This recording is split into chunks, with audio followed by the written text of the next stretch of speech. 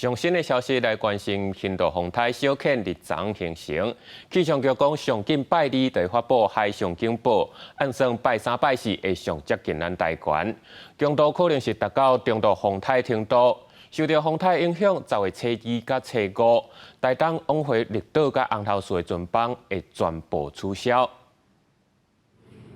东部航务中心卖票的柜台无啥人客，等船的人也无多。甲以前大家路长比起来，确实有淡薄冷清。东部航务中心公告，10月初2到初5，台东来回绿岛南势，抑个后壁河来回南势的航线拢会取消，因为今年第14号风台小犬昨已经形成。气象署讲，以这么行的路线来看，无排除拜二会发海上风台警报的可能。拜三、拜四上挖台湾，强度可能到中度风台。是不是会登陆台湾，就会看伊受到太平洋高压影响的程度。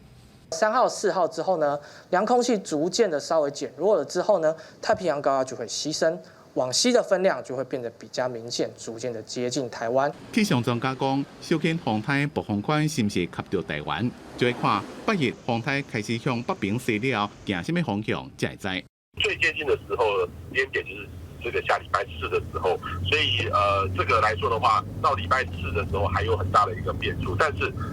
影响到台湾的几率是非常非常的高的，也就是说可能快的话，可能在下礼拜2就会发布各种的海上警报。气象署讲，小犬风台伫后礼拜6会离台湾愈来愈远，影响国庆连假的机会真细。因为今仔日是中秋连假上尾天，国光局估计国道上北交通量是普通市的1.4倍。估计重点会塞的路段有11个，其中国道5号上北宜兰到避那，可能会塞到暗时9点。记者综合报道。